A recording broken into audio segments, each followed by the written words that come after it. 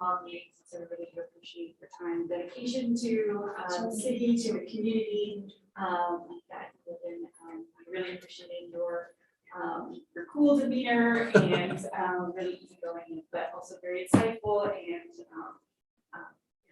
detailed nature. So thank you. We have this plaque to present to you, and then you get to keep your official. You put this on your door. So, Old watch. thank you so much on behalf of the city and the staff.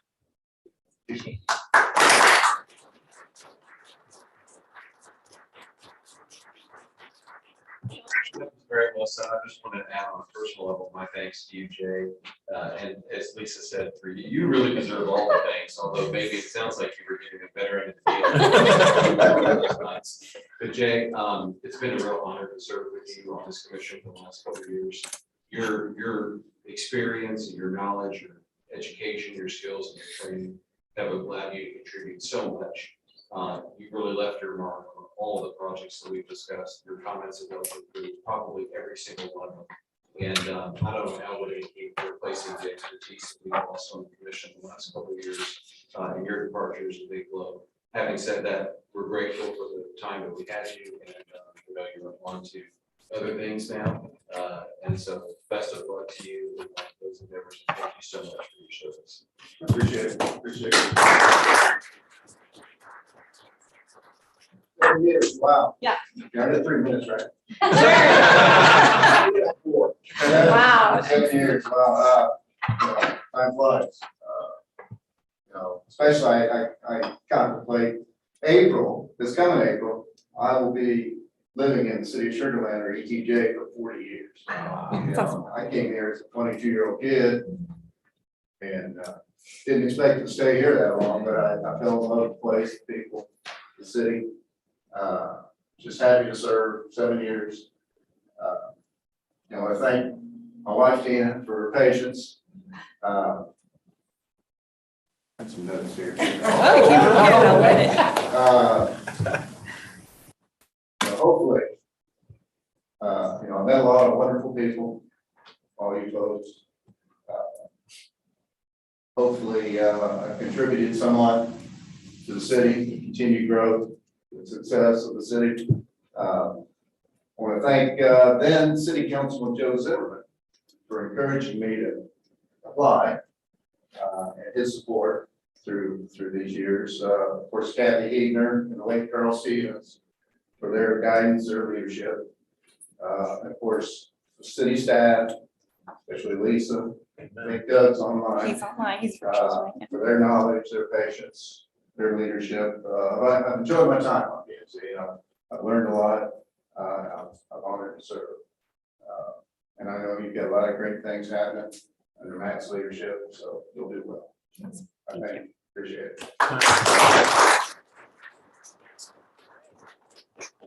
Thank you. And you'll be excused at the end of this meeting. We'll depart here shortly. Matt, can we do like a group? Yeah, maybe all the things. You want to? I don't have the things in there.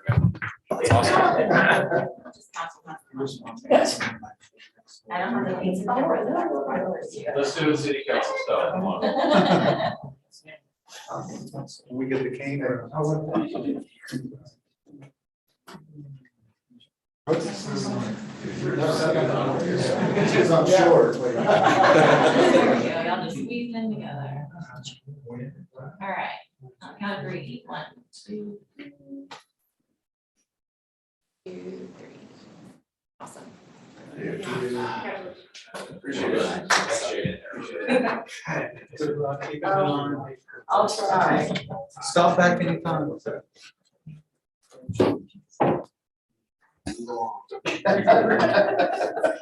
Produce is not. Sir, appreciate it.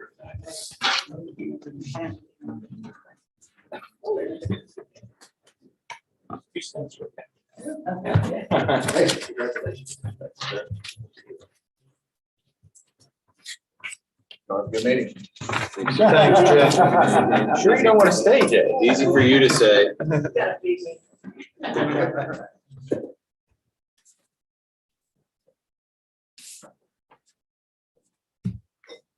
Be sure to turn your microphone on when you get settled. Thank you very much. Item 4A, public comment, public hearing. Do we have anyone, members of the public signed up for public hearing?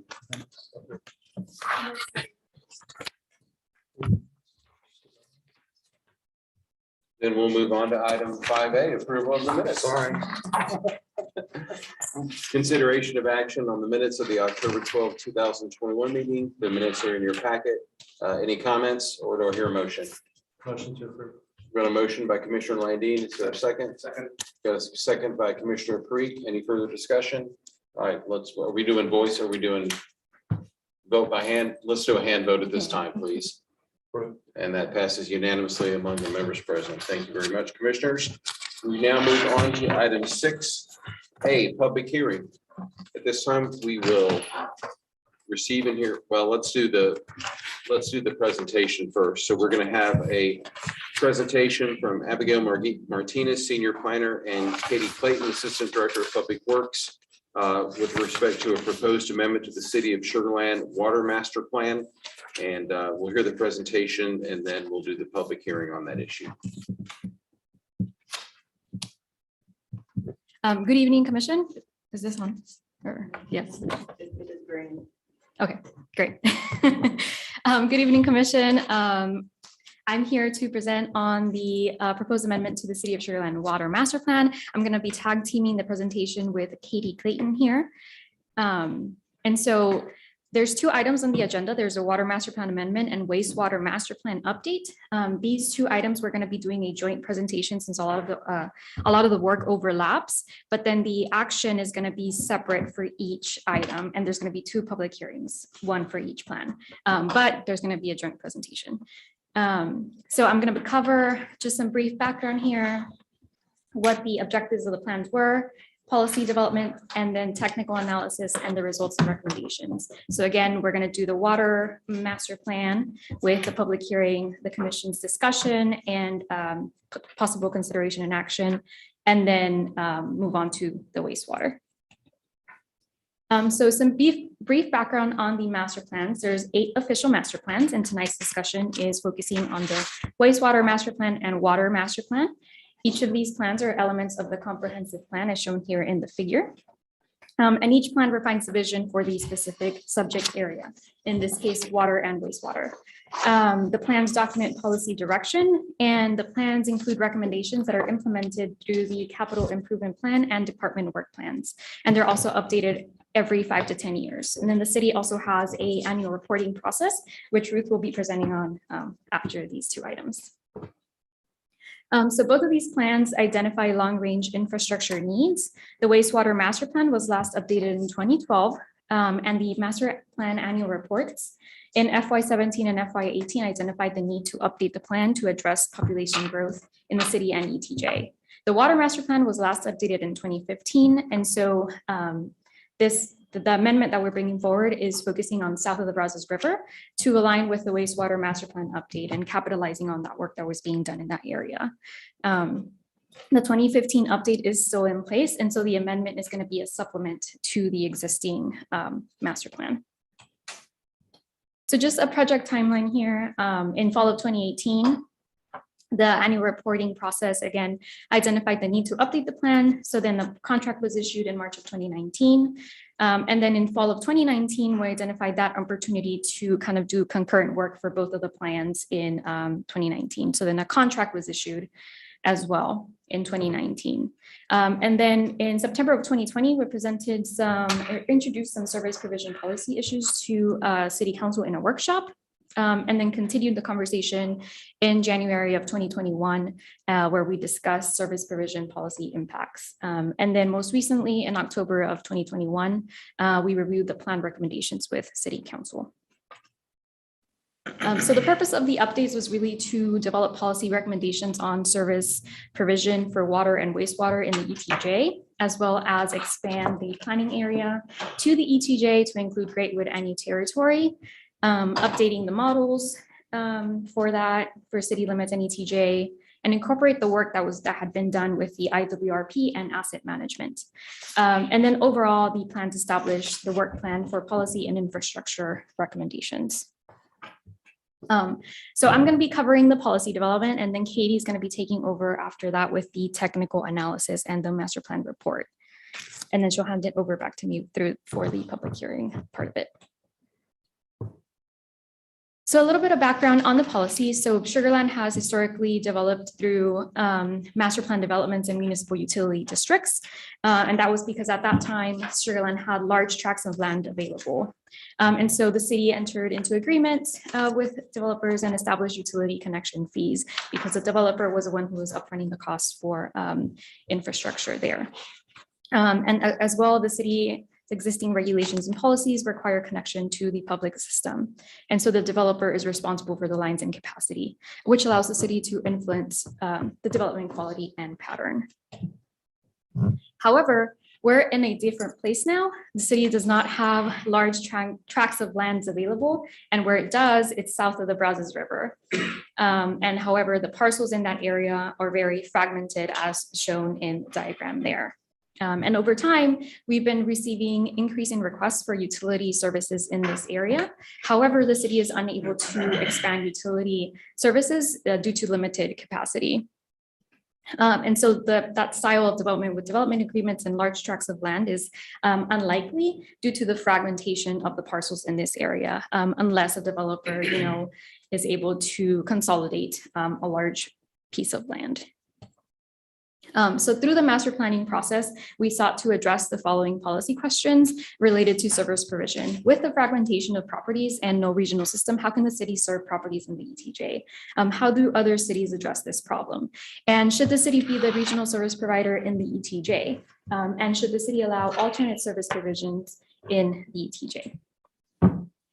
So we worked with the consultant Friese and Nichols, where they benchmarked 5 peer cities, and that consisted, I believe, of Pearland, College Station, Round Rock, Georgetown. And really what they found was that the peer cities do develop regional facilities and utilize capital recovery fees to recover the cost of building that infrastructure. And then the developers are responsible for the cost of tying into the city's infrastructure.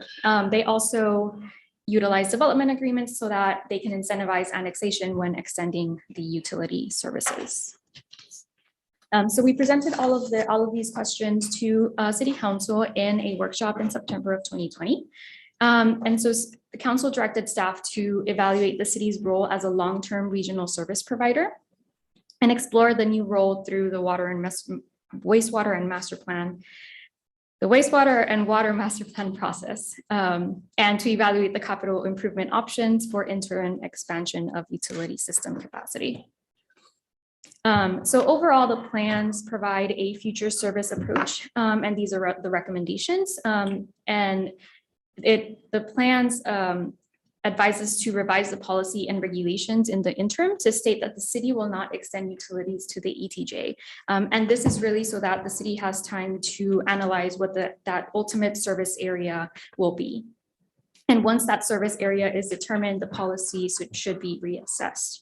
One of the other recommendations is doing that south of the Brazos study to determine that service area, both within the ETJ and beyond, if that is the case, to see kind of how that would work. And that study would establish the CIP plan for service. And then also updating the city's financing mechanism for utilities in order to utilize capital recovery fees, which is different from what we've done in the past. The city in the past has done connection fees, which are implemented through individual development agreements, while capital recovery fees are done through ordinance. And at this point, I will hand it over to Katie to cover the technical part of the plan work. Thank you. So I have the exciting part of the presentation, the technical piece. But that technical piece really focuses on hydraulic models and how we use those models to understand the city's existing infrastructure and any capacity limitations, as well as look into the future and understand what capacity, what infrastructure will be needed to serve for future growth. So the master plans kind of have followed the same process where we developed these hydraulic models for the wastewater system. That includes all of the wastewater infrastructure. So the wastewater collection lines that the city uses to collect wastewater from our residential and our commercial customers. It includes lift stations, which help pump that wastewater to our wastewater treatment facilities. And through the model development, we incorporated surveys of all of the lift stations to make sure that we had accurate elevations and accurate information from all of our lift stations, as well as asset management. If you don't know, there is a map up here that shows our wastewater systems. We have 4 separate treatment facilities. The north facility, which serves the area in blue, kind of everything north of 59. The south facility covers everything south of that. And then we have a treatment plant in New Territory that serves New Territory and River Park, and then one in Greatwood. So all 4 systems were modeled through this process because it was a full update of the master plan. Hey, Katie, on that, there looks to be 5 colors. What's maybe the yellow at the bottom right? So you're right. So the yellow area right here, this is actually our city limit boundary and the ETJ. So that just kind of designates what the city limits are. And then the service area is in purple, that serves the south area. So that actually serves the Riverstone mud development as well, which is not in the city limits. Mhm. And then on the water model, like Abby talked about, it was just an amendment, and it focused on the areas south of the Brazos River. So that looked at our Greatwood water system and our River Park water system, which are separate public water systems. And those models included the groundwater plants. Those areas are served solely by groundwater. The distribution system, which takes water from those facilities out into our community and ultimately to the customer. And again, incorporated asset management. Jumpy. So you can see on the map there, the smaller service area, as well as looking at future growth south of the Brazos. And the hash on that graphic is showing the floodplain area, I believe. So you can see significant ETJ that's impacted by the floodplain. So the first step of building these planning level models was to incorporate all of that infrastructure. And then the next step is to calibrate them to existing field observation. So what is the system? How does the system operate today? What is all that infrastructure? We incorporate our historic demand. So we look at our billing information, as well as looking at historic information for our groundwater plants, what they're producing on a daily basis, and our wastewater plants, what they're collecting and treating on a daily basis. I am not doing that. You see my hands, right? So in order to calibrate the model, we look at those field observations.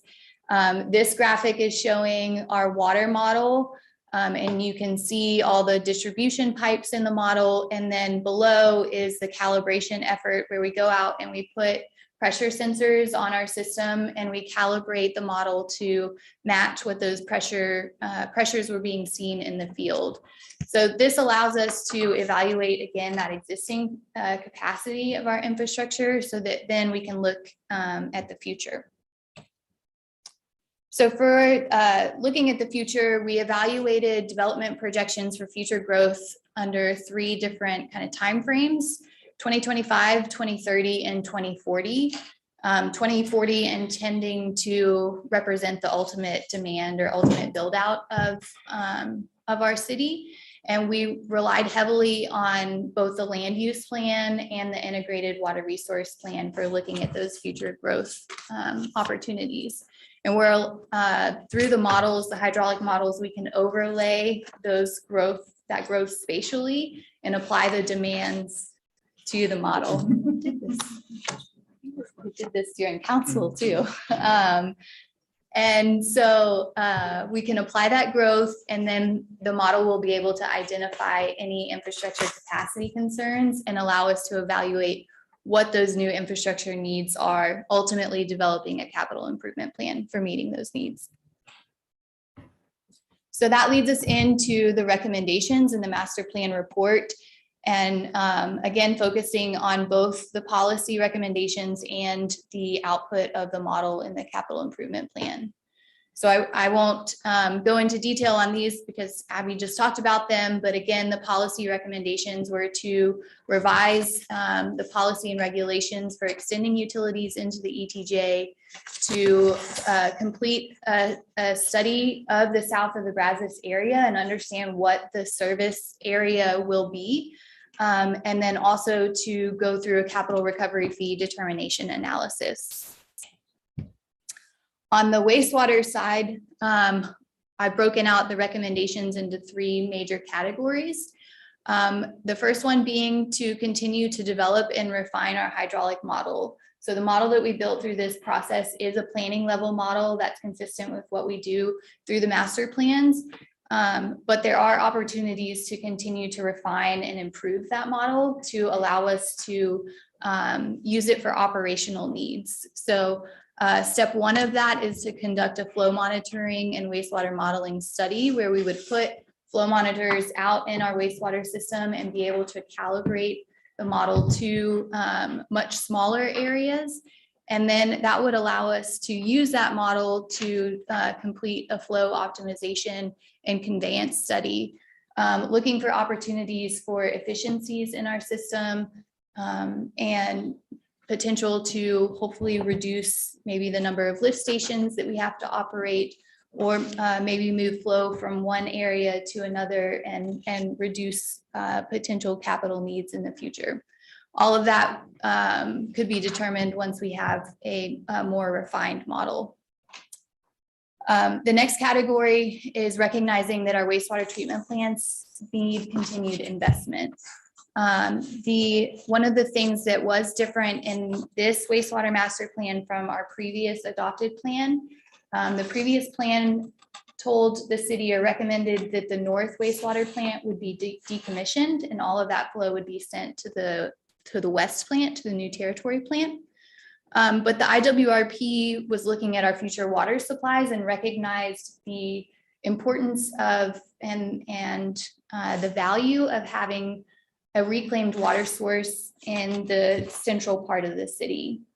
So that plant is located on 59, right next to, or kind of between Lowe's and Target. And so we can take wastewater effluent from that plant and treat it to a higher quality and then use it to fill amenity lakes and irrigation. And that there's a lot of value in meeting subsidence district regulations through that. So because of that, the north wastewater plant needs continued investment, and the city is in the process of wrapping up a preliminary engineering report evaluating what needs are at that facility. Additionally, conducting a wastewater treatment plant facility expansion alternative study and a west plant improvement preliminary engineering report. And then the last recommendation is focused on the south of the Brazos area, recognizing that the Greatwood treatment plant does not have capacity to serve outside of its current service areas. So that facility was annexed, as I'm sure you're all aware, in December of 2017. And that facility was built to serve the Greatwood development and not built with extra capacity to serve outside of that service area boundary.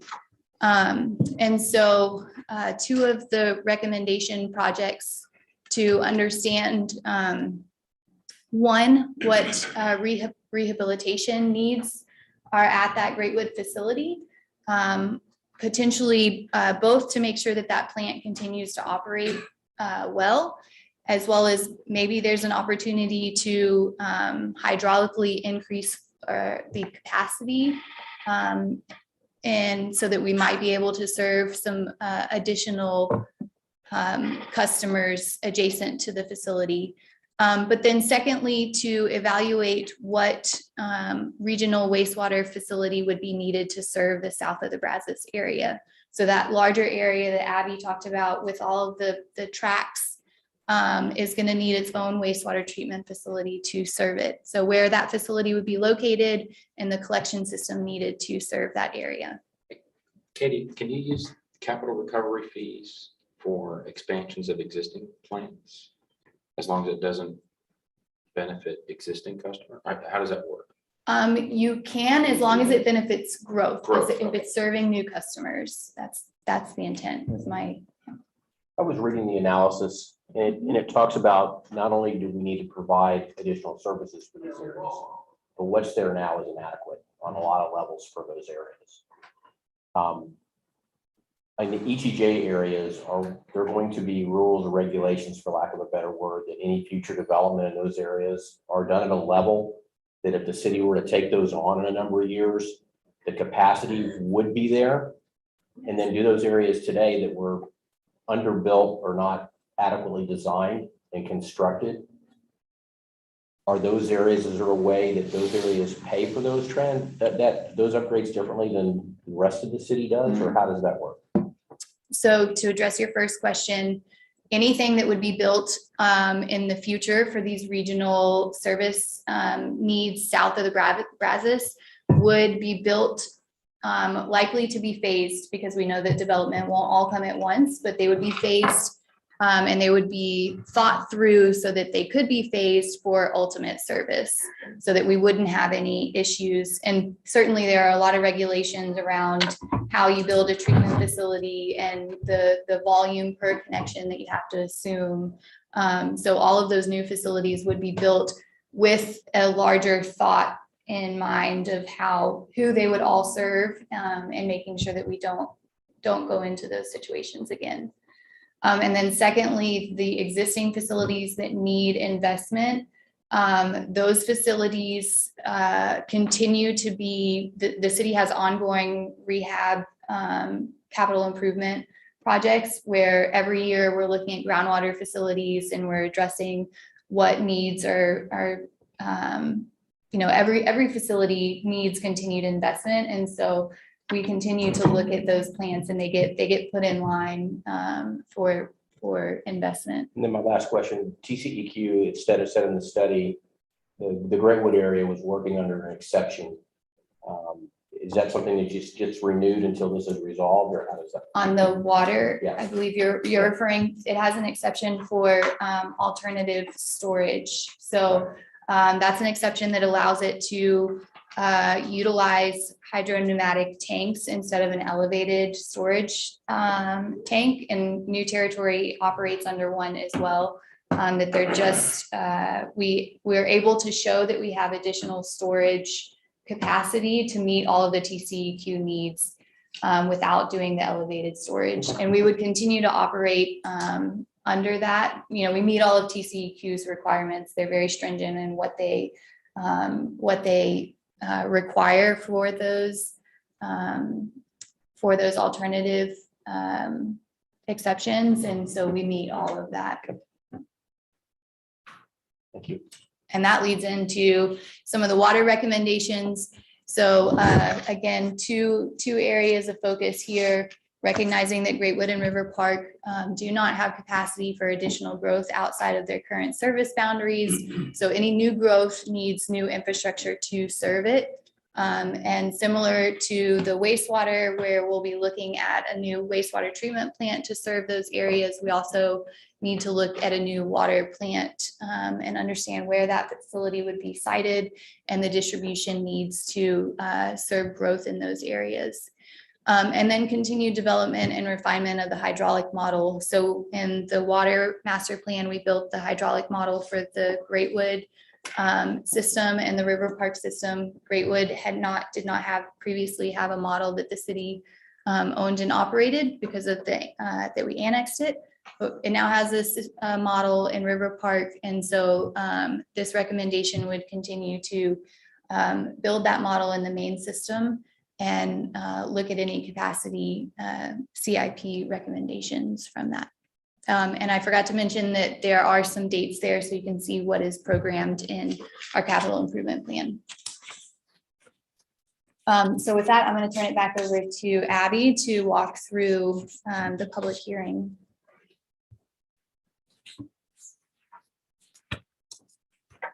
Thanks, Katie. So for the water master plan, it's the first item on the agenda here that we're covering at this moment. And so for the public hearing notice, the notification for the water master plan amendment was published in the city's website, as well as a newspaper of general circulation. An online form was available for people for the public to provide comments. We did not receive any comments, and we are not aware of any opposition. So with that, staff recommends to hold a public hearing for the water master plan amendment, followed by the commission discussion and direction, and then possible consideration and action. Staff's recommendation is that the commission provide a recommendation of approval to city council on the water master plan amendment. So with that. All right. Thank you, Abigail and Katie. All right, at this time, I'll open the public hearing on item 6A to receive and hear all persons desiring to be heard on the proposed amendment to the City of Sugarland Water Master Plan. Have anyone here that would wish to address the commission in public hearing? I will close the public hearing on that issue, and now we'll open the public hearing and at this time receive and hear all persons desiring to be heard on the proposed update to the City of Sugarland Wastewater Master Plan. No, so you'll do the public hearing for the water, and then we have to do the commission's questions Okay, solely related to the water, and then We ask you to, if you're gonna make recommendations. Okay. we're gonna Do that in the other one, sorry. okay.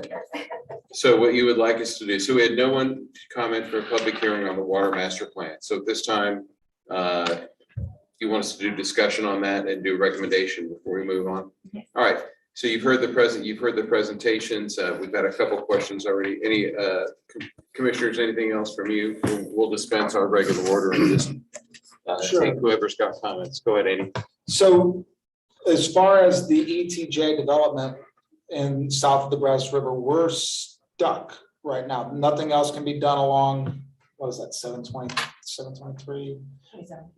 Yes, we're stuck. We're not gonna see any new developments come along that route. Pretty much. There's no capacity to serve Okay. these areas. Okay, and we don't have anything in here to do anything with that until a developer comes to us and says we want to do something. Am I reading that correct?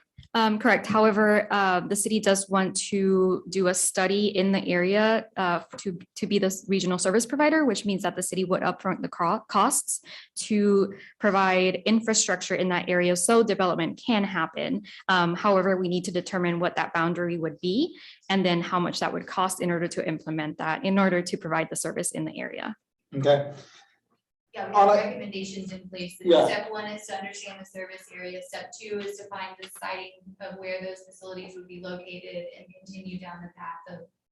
but a getting those- developer would have to show some level of interest before we, Well, we're already funding the siting study and Okay. the plan to fund, or the service area study and then the siting facility.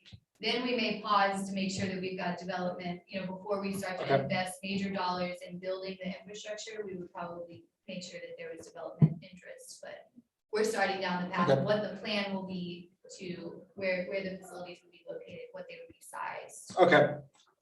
I appreciate it. I just want to make sure, I'm not the engineer in the room, so I've got to wrap my head around it a little bit. One of the things this board's hearing currently, and I anticipate is going to continue to hear, are proposals for more mixed use, including residential developments that are going to be much more high density than what the city currently has, be it apartments, lifestyle centers, things along those lines. How are those impacted by our water plan, and do we have the capacity to support those from a water system if we're already butting up on if we're already hitting our capacity on some of the plants as we go forward? Sure, so the both of the plans reflect growth in accordance to the land use plan. I would say that the facilities where, in particular, on the water side, the facilities where, in the Greatwood area, both water and wastewater, where we have limited capacity, I don't believe that either of those areas have significant growth within their current, or redevelopment, within their current areas.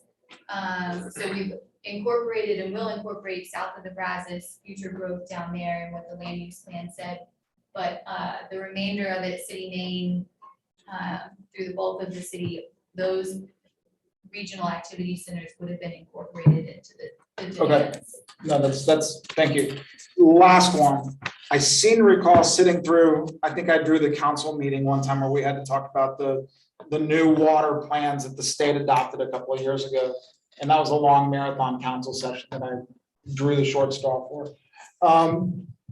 Doesn't the reclamation of the water to be used for irrigation and isn't that required now? Don't we have to fund this reclamation if we want to continue to use, if we want to continue to irrigate and do things like that? Don't we have to use reclaimed water with that? No, so the state doesn't have regulations that requires us to use reclaimed water. The county, we're under subsidence district regulations, which limits the amount of groundwater. Currently, 30% of our demand has to be met by a non-groundwater supply, and in 2025, that's set to double. So those regulations are increasing, and the subsidence district incentivizes the use of reclaimed in that every 1 gallon that we use, we get credit for 1.5 of alternative water, so non-groundwater. So the integrated water resource plan evaluated, looking into 2040, how do we best meet these subsidence district regulations? And found that reclaimed was a great way for us to meet amenity lake filling needs and irrigation, but it's not required by the state or by the subsidence district. Okay. It's just a great It's alternative motivated. supply. Okay, It's motivated by the regulations. Okay. the groundwater All right. regulations, no, But not required. all right, thank you. Thank you.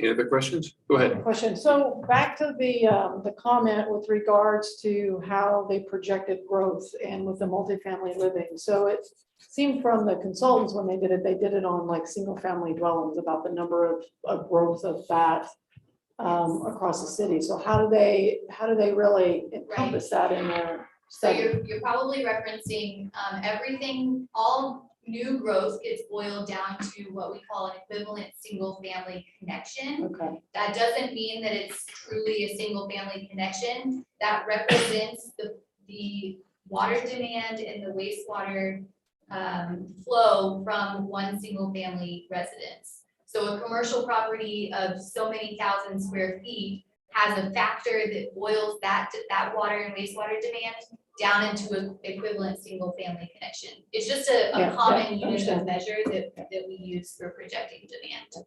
But a multifamily has another corresponding factor. Another question I have, so in looking at what additional development or maintenance needs to be done along the water systems, can any of the funds that you obtain, like for just paying for water, can that be used for any development, or are there legalities where you can't use that money? Because in the studies, it didn't seem like they really looked at, across the cities around what individuals pay for their water versus another city. So I was just curious as to why that wasn't ever put into the study, just to look at, is Sugarland at a low end or a high end for what people pay for their water or wastewater? Sure, so the capital recovery fees do fall under strict state regulations on what projects are allowed to be evaluated or put into the equation that calculates our capital recovery fee, and who can pay that fee. So that's very strictly regulated. That it applies to new growth. Sorry. I could stand up here. Sorry. As far as the water rates, the city adopts our water and our wastewater rates annually, and we have a utility rate model that we use to understand all of our budgetary, all of our needs to operate the water system as well as our capital improvement plan to help us set those rates. And we certainly do look at neighboring cities, peer cities, and what those rates are, specifically in the Houston region, because we're all under subsidence district regulations, which really impact our water supplies. I don't have, unfortunately, handy the graphics that we put together, but for the most part, the Sugarland area is very competitive with our water rates and wastewater rates. And then the other question I have is sort of a concept, and we had an overview of the master plan as well. So it looked like from the studies, there were a number of things that were going to get kicked off across water and wastewater. Is there anything that you all have as to how that really truly links in? I mean, I think they're sort of named differently when you start to go into the master plan. I can envision that things may need to change, and depending upon priorities of needs, if something coming up, and I'm just curious as if that's something you guys want to do with your master plan and linking it to all the studies that are also going on. Sure. Yeah, I think through the capital improvement plan process where we put all those projects together, we evaluate both our rehabilitation needs as well as what the master plan recommendations are to kind of fold all of that into our capital improvement plan and our work plan for the next couple of years. I apologize, the names may not be consistent because there, but the naming conventions. Yeah, the are master not linked. plans, our recommendation names probably got a little lengthy, Yeah, and we okay. try to not have them too long for the capital improvement plan, Okay. but All right, thanks. generally they're consistent. So if you have any specific questions, I'm sure we can help. Thank you. I have a question. In recent years, the city put in the surface water plant at large expense. The south of the Brazos, will it receive any water from that plant? Are there transmission lines in play, or go down the freeway and make a left? I mean, what? So the integrated water resource plan looked at how we will meet the subsidence district regulations in 2025 and identified one of the recommendations was to expand the surface water plant by 5.5 million gallons. So it's currently 10.8 million gallons. And in order to expand the plant, we also need to build transmission lines. And those transmission lines are planned to go to the new territory system. So we operate 4 separate public water systems, the city main. I don't know that I have a good map of it. So that'll be on the same side of 59, is what you're saying? Yes, How so does that- currently the plan is not to extend surface water south of the Brazos River. That could change in the future. I don't know there could be some driver in the future that would extend surface water down there, but the current plan is to just extend it to new territory. So with that expansion, do you attempt, or does the plan attempt to offset what will have to be groundwater Yes. in the south of the Brazos? So the subsidence district regulations look at our demands and our water needs as a whole. Right. So we're able to over convert in our city main system and then leave other systems on groundwater. Similarly, it's not just looking at the city potable system, but we also have I think 17 or 18 private well owners that are HOAs or golf courses. And so the plan assumes that they would stay groundwater until maybe we extended reclaimed water to them or some other alternative supply. But we over convert in the city main system to make sure that we meet and exceed those subsidence district regulations. Thank you. Debbie, just one thing, and it's more of a curiosity, I guess. It's obvious that there's some maintenance and some issues around the facilities and the plants.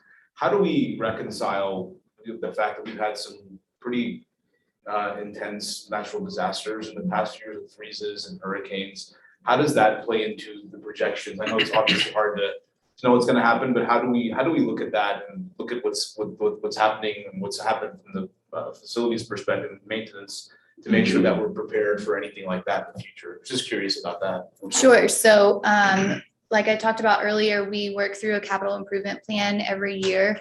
And through that process, we're thinking about what's happened over the last year, what facilities are next in line for receiving rehab dollars.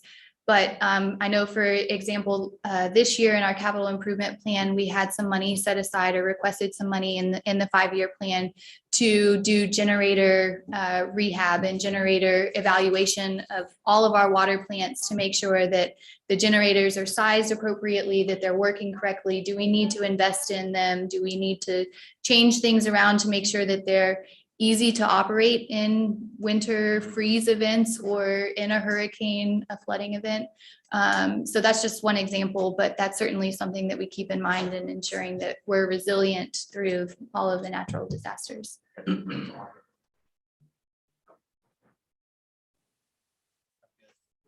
Any other questions?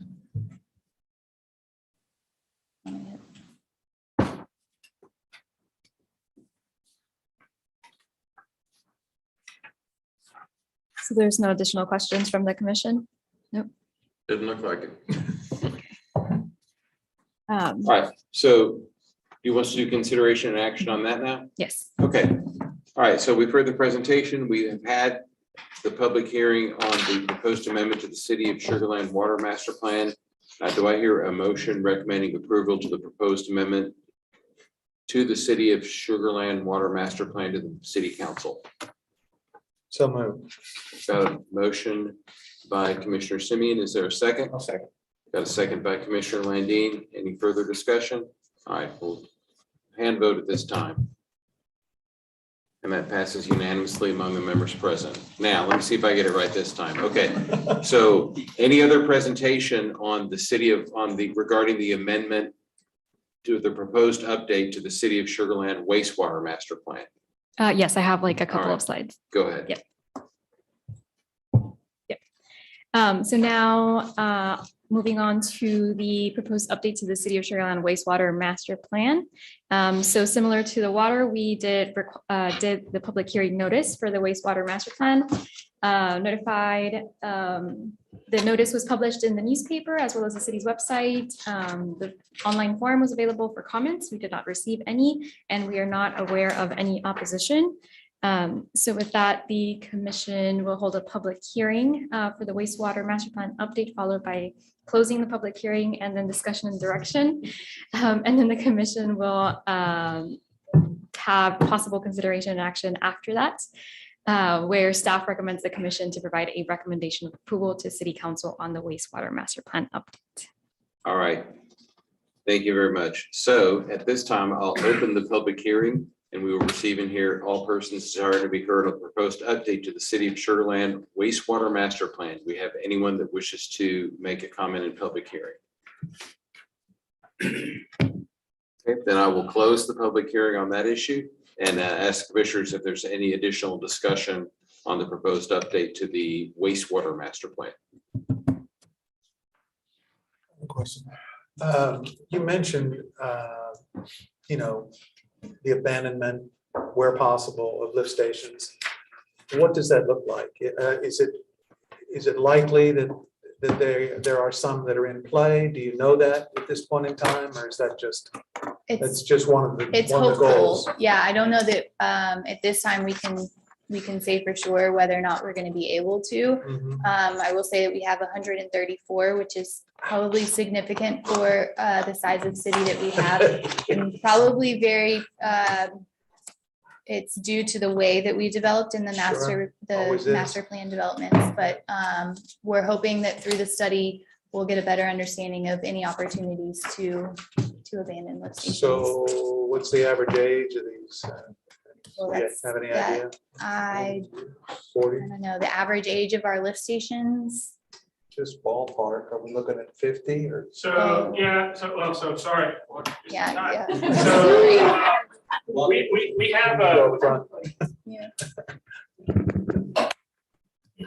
I want to make sure, I was asked, what's the average age of our lift stations? Yeah. So obviously, the lift stations were put in when the homes were built, so that they can roughly be aged to the subdivision for which they service. We have 133 or 134, depending on whether you count the parks one, and we do 5 or so a year. Try to do it on about a 25-year life cycle of those things. So every 25 years, we go in and we totally gut it and replace it with all the risers, pumps, new controls, all of that. So to tell you the age of the structure, it would correlate to the age of the subdivision. There's not really any lift stations out there that have the inner workings that are over the age of 25. Okay, great. That's good. Well, still, that's still on the cusp of a service life. I mean, correct. But you actively, you have an active program, so that's good. Thank you.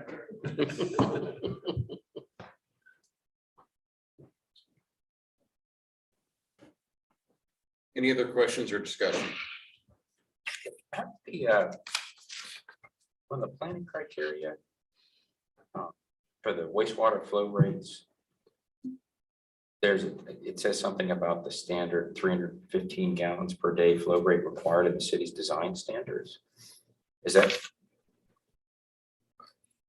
is the north wastewater treatment flow existing as 164 and the future plan is 315, but it looks like everything is planned for 315. Yes, so we applied the city's design standards for future development. Oh, I see. Flows. You know what? I see what you're saying. I read that wrong. That's just the standard ESFC, 315 gallons per day. But the real measured ones are, the existing ones are on the left. Is that what they were? Right, so looking at our historic flows, yeah, but the future is all to our city design standards.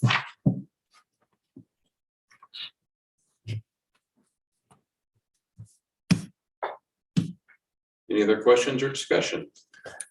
I'm just curious, are we in a good place with TCEQ and permitting and all that stuff as far as the wastewater system goes? I mean, we're not under any orders or any violations of any kind or any watches? Just curious. Yeah. So it's a complicated answer. So no, we are not currently under any sort of agreed orders or anything like that. We are currently negotiating a sanitary sewer overflow initiative with the state of Texas that will help prevent us from getting into any with respect to overflows. We don't have any as of right now. That being said, both the Greatwood and New Territory wastewater treatment plants are essentially at the end of their capacity rope. There's not a whole lot more. They were designed for the subdivisions that they're servicing. Right. And while there's development in and around those areas, there is no additional capacity. By any chance, is there any real estate for an expansion in Greatwood, adjacent to the plant? So there's two questions we have to answer, and the master plan actually identifies the need for that to be answered and lays out that we need to go study that more. But one is, what are we going to do about the Greatwood plant as it exists today? What improvements need to be made so it can continue to meet permits? The other is, what are we going to do about the development in and around the Greatwood area? Does that mean we expand the existing Greatwood plant? Do we build another plant? Do we build another plant and shut down the existing Greatwood plant? Those are all things that are on the table, but not something that's more PER level than master planning level. And the master plan identified we needed to go do those studies. But at the same time, I mean, back when I was designing those plans in another life, when they reached 75% of capacity, I think it was, you had to start thinking in terms of what's coming next. Correct. And how am I going to expand this? So if we're at the limit now, this had to have been in motion for some time, right? Correct. And so there's a nuance to that as well. That is, the permits specifically read 75 you're planning, 85 your design, 90 you're under construction, but what you can do is you can if your wastewater treatment plant services an area that is built out, you can not be subject to that. And that's so that's really one of the real problems we have when developers come in is we have to tell them, look, we literally cannot take another service connection. Yeah, Houston went through that years ago. There was a moratorium. They just had no capacity. So I know what you mean. Okay, thank you. Yeah. Matt? No, I'm gonna let him get back to his chair. It's good.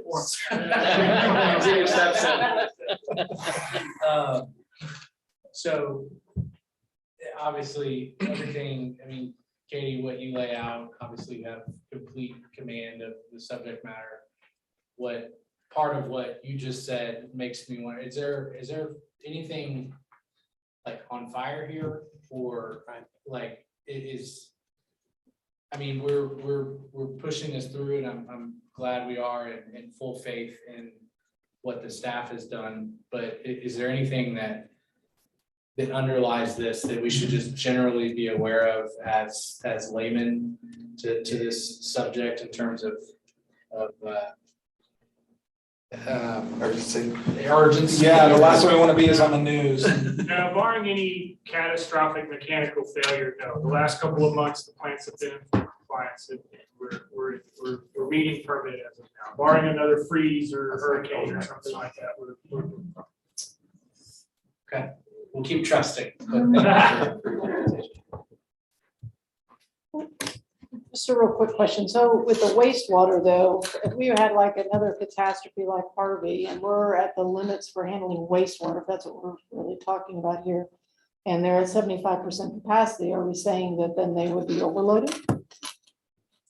So Harvey and natural disasters similar to Harvey are a little different in that, yes, we definitely exceeded our flow, our permitted flow at our wastewater plants during Harvey, but so did every plant.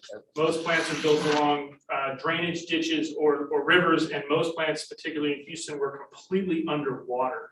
We didn't experience that here, so we're able to get back, but we exceeded our permit limits. Now, again, with Harvey, the TCQ puts out a statement that says, we're not going to enforce on anything that was 40 inches of rain. You know, we did not have any sort of permit related issues with respect to the Harvey flows. They showed grace. They showed I have grace, one last yes. question. I have one last question, and you don't need to go up there. All right. But it may be yours to answer. Do we anywhere in the city, and I'm thinking this would have to be the Hill, have a combined sewer system? No, not Okay. at all. Okay. Going once. Yeah. Oh, I'm sorry. The engineer. You can't go there. He already said last question. Yeah, the combined sewer system was years ago, they put storm sewer and sanitary sewer in the same sewer. Up in the northeast, it's been a lifetime thing to separate. Last call, yeah. How about a motion? Okay, I'll make a motion to approve the recommendation, to approve the proposed update to the City of Sugarland wastewater master plan to the members of City Council. Got a motion by Commissioner Landine. Is there a second? Sure, I'll second. I've got a second and no other discussion. Then we'll vote at this time. And that passes unanimously among the members present. Good work, y'all. Well done. Thank you very much, commissioners. Thank you, Abigail and Katie. Really good, really nice presentation, really well formulated. So hats off as usual to city staff for all the planning work that went into that document as well. And we'll move on to item 7A, workshop, review and discussion on the fiscal year 2021 master plan annual reports. Ruth Lomer, city planner, long range, and representatives from various city departments. Thank you for being with us here tonight. Yes, I am not alone in this presentation tonight. So I've got several friends from different departments that are going to be joining me up here, including Katie, that gets to come back and talk to you about water and wastewater some more. So tonight we're going to be talking about the master plan annual reports, and I'm going to start out with just a little brief introduction and then ask the owning departments each to come up and do a brief presentation on each of their annual reports. And through those, they'll be talking about the big accomplishments they've had from this fiscal year, FY21, or this past one, what things they're going to be working on in this coming fiscal year. So what we're in right now through next September, and then what they're looking at in kind of the out years beyond that from FY23 to FY27. And then I'll close this out with looking at kind of a look ahead of what our schedule is for updating master plans coming up in the next few years. So to start off, we do this annual report just to make sure that we're actually using our master plan. So as you saw, we just spent almost an hour talking about those two master plans that are being updated right now. we don't want that to be a futile effort. We want to actually be implementing them. And so this process really enables us to track that progress and make sure that we are doing the projects that the master plans tell us we should be doing. So each owning department or each master plan annual report is prepared by its owning department. So that's generally the department that is responsible for implementing the master plan.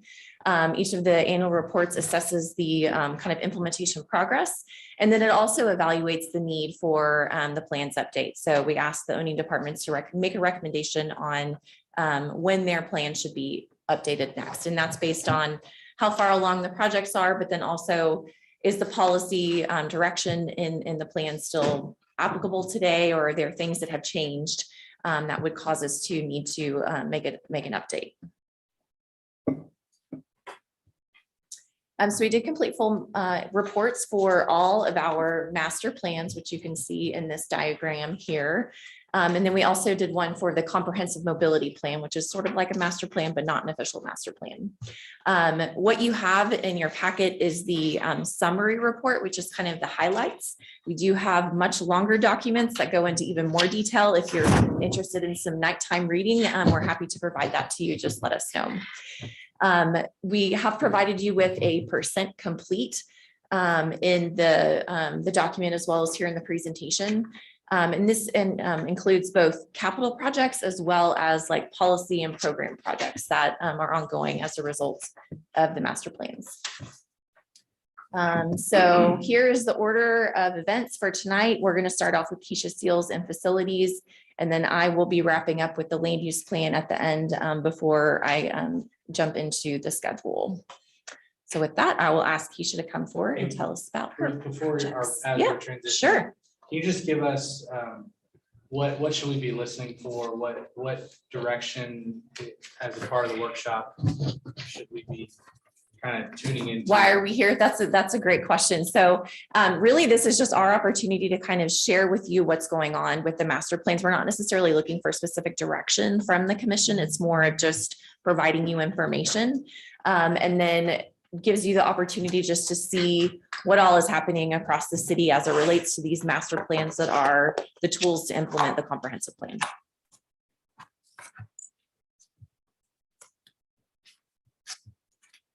Thank you, Ruth. Good evening, members of the commission. So I will go very briefly before you for the outline of some of our accomplishments for FY21, and then some of the things that we're looking to do for FY22, and then close with 23 through 27 future goals. So we actually did complete 3 roof improvements for TE Harmon Fire Station number 2, as well as our police department or police station. We conducted the first phase of our facilities condition assessment. And really, this is just a document that kind of outlined the infrastructure that we currently have, the conditions that they're in, and then looking at future forecasting of what needs to be done to our existing facilities. We also kicked off a senior center expansion study, which is currently underway. We actually kicked it off a little bit early, and then of course COVID happened and we had to put it on hold. But we are of course resuming that now. We did do a survey, an online survey for the senior center study, and then we'll be following up with a public meeting sometime in January for the public to actually come out and voice their opinion on the senior center expansion. We are currently conducting or constructing a fuel tank. It is on the Public Works campus at 111 Gillingham Lane. We are actually decommissioning our oldest fuel tanks that are underground. There's 3 fuel tanks, and we're going above ground, of course, for environmental purposes. And that's a 1,000 gallon tank that will replace the 3 oldest tanks that we have. And that's currently ongoing. For this year, we are looking at several projects to do. We have already initiated the update to our facilities master plan. That document is going to hopefully take us through the next 5 to 7 years once we're completed in terms of, as you heard, south of the Brazos. So what that looks like from a facilities perspective, and then what we need to plan for moving forward with infrastructure. Our public safety training facility, of course, you know, we started that a couple of years ago. There are already some things that are on that site. If you don't know where that site is, that is the old prison site. This is the phase 2 for that. So there will be classrooms, a live fire shoot track, a driving track, and some other amenities that our fire department and our police department will be able to utilize for the purposes of training. Then also we have additional roof improvements as well as improvements on our public works campus that we are currently bidding out for. This is our oldest building on that campus, which used to be our public works administration building. And so now we're doing improvements to that building. Some things that we're going to, you should look out for is the next phase of the public safety training facility construction. So currently we'll be doing the design for this year, and then we'll be following up with the construction of those infrastructure elements. And then our EOC dispatch building design and construction, as well as the animal services building design and construction. Those 3 projects were on the 2019 GO bond. So those are improvements that the voters said that they wanted to see. And so we are absolutely implementing those within the 5-year program that we said that we would. We will continue looking at our aging infrastructure to see what we need to do in terms of our improvements and pull from the facilities condition assessment as well as the previous master plan in terms of improvements. And then we're actually looking at the energy efficiency program and policy.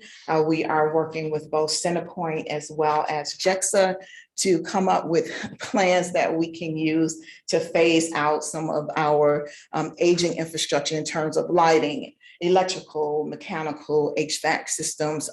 One, because it will allow us to save money, so taxpayer dollars in terms of our billing, but also the money that we do save can be put back into our facilities and continue to work through switching out our old aging lighting to more energy efficient lighting.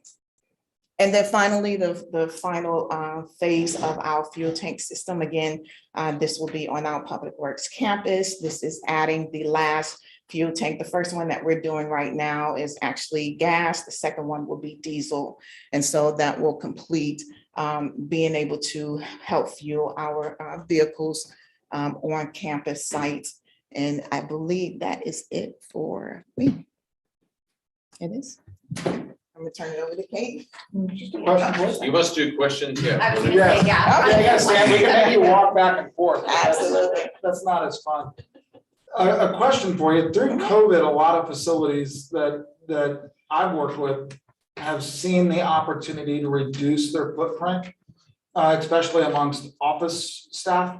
Not necessarily, some of your buildings are specifically works staff, not gonna reduce many of those, but from the office staff, have you ever been able to see any of that? And is there any plans to continue that with remote work or consolidated desking or hot desking, things like that? Sure, certainly. Of course, just like many other entities, we saw the value of allowing our staff to work from home. And so through our facilities master plan, we will be looking at space planning and how we can actually incorporate maybe multiple uses for one particular conference room or one particular office, because you don't have 100% of your staff in the office all day, every day, right? Some people are still working from home. We are open, of course, to allowing our staff to have work-life balance. And we've proven that we can still have productivity with people working from home. So we are certainly looking at ways that we can be more efficient with the space that we have. And then, of course, moving forward to the new facilities that we would build, also looking at space planning to make sure we're accommodating the needs of the residents, but also the needs of the staff. Thank you. With the fuel tank, is there any motion within the facilities plan in the fleet to, instead of going back with gasoline vehicles, to go back with electric vehicles? And should we have done a charging station instead? Just a question. I don't know Sure. where we're at with that. So we're actually looking at their charging station programs. that are out there that we are currently looking at to see how much of a benefit it would be for us to start placing charging stations within the city. And so those are certainly things that we are looking at that will help us with our energy efficiency program, right? So it just needs to be more vetted out. But we know that Dallas is doing it. Some other larger cities are doing it. And so certainly the opportunity is there for the city to do as well. Will you look at that as your rotating fleet out? Yes. Okay, Mhm. thank you. Absolutely. Anything else on facilities? Thank you. Okay.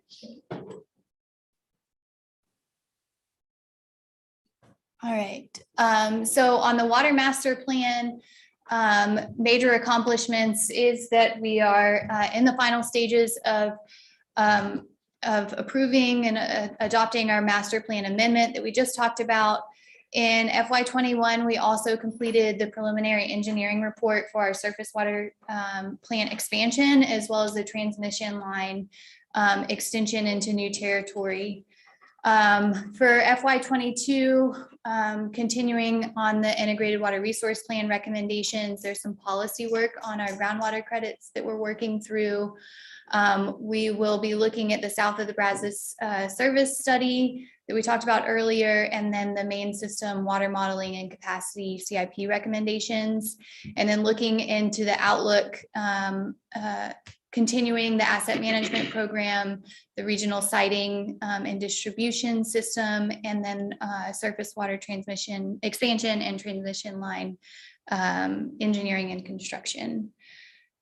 And also, I think to your question earlier, some of the overlap, I did want to probably recognize that when we completed the master plan annual reports, we don't have an adopted amendment. So there is some question about, do we put projects that aren't fully adopted yet in these annual reports? So that may also clarify some of the questions that you had.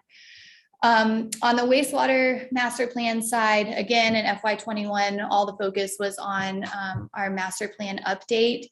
And then looking into FY22, the West Wastewater Treatment Plant preliminary engineering report in the south of the Brazos study. And then beyond, continuation of our asset management, the flow monitoring and wastewater modeling study to further refine our hydraulic models, and the rehabilitation preliminary engineering report for the Greatwood Wastewater Treatment Plant. There should be no question.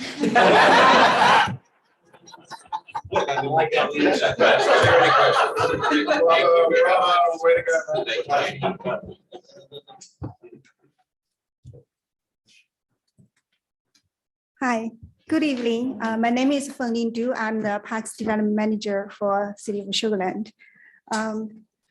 Today, first I want to thank you all.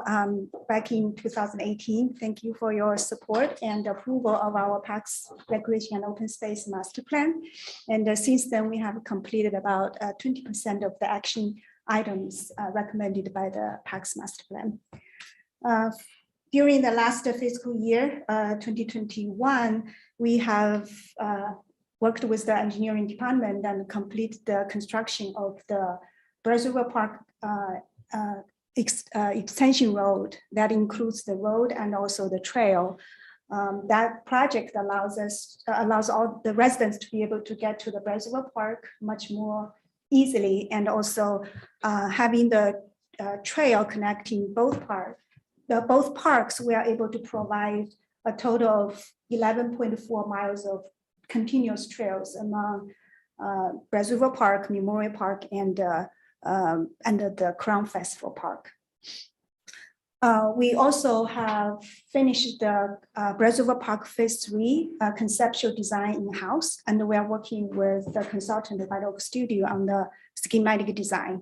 The Phase 3 will include pavilion and the playground, and also the associated concrete pathways for the social gathering and also the outdoor events at the Reservoir Park.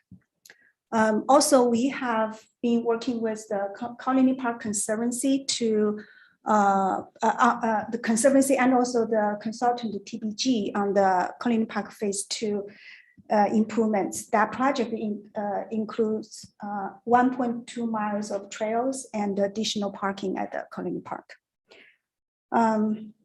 The master plan also look at the demographics change and also recommend us to enhance the sports facility for sports opportunities for adults. So we have been working with the Fort Bend Mountain Bike Association to improve and add mountain bike trails in River Park and Brazos River Park. Also, we have completed the conceptual design. I'm gonna ask you right now because I don't know what a pump track is. So pump track is more like it's a skate park. Skate park, the people can, go up and down and do all the tricks. It's equivalent to that. It's for bikers. So you can ride your bike and up and down through very challenging terrain. And then it's fun. And then we also are going to provide a wall rider so you can kind of get up to speed. And Is that gonna be similar to the one that's at Lost Creek Park? It's much better than that. Really? That one's a lot of fun. You will be wowed. Okay, I'm waiting to be wowed. I am excited. We promise you will be wowed. Spoken like a parks director. Yeah, and the in a concept, we actually are going to provide 2 zones. The one zone will be an easier one for beginners, and then the other one will be able to host the national level tournament. So not only the local riders will be able to enjoy, this outdoor activity, but also we will be able to attract people like regional visitors. The proposed location is at the Crown Festival site. Okay. It used to call the festival site, and then if you go, it's sort of north side of the levee, and then at the southeast corner. Okay, so the next one, we also have been very grateful that we have got a lot of generous donations through Sugarland Legacy Foundation. So we are able to move forward on several projects in our parks system, including Eco Plaza Phase 2, Gold Star Families Monument, and also T Harmon Center outdoor patio improvements. And then lastly, for the FY21, with the COVID going on for more than 1.5 years, it's been challenging for our recreation and community events. Our staff has been very creative, and we really evaluated and modified our community events to be able to adapt to the new norm of COVID-19. And then we have been able to complete the International Arts and Kite Festival, Memorial Day ceremony, July 4th celebration, and Christmas tree lighting. We have a series of food truck Fridays. I hope you have been to one of them. Bikes and Blues and movies at the Oyster Creek Park. And we also have a virtual summer series during the summer. So looking at Question. Yeah. I live near Oyster Creek Park, and as you probably know, the parking there Yeah. now is severely, we Yeah. need way more parking there. Yes. Is that on the radar at all? Yes, I will get to that. Yeah. She's So- gonna get it connected with the trail system. That's amazing. No, I'm kidding. I'm speaking for you. I'm No, sorry. I know. Yeah.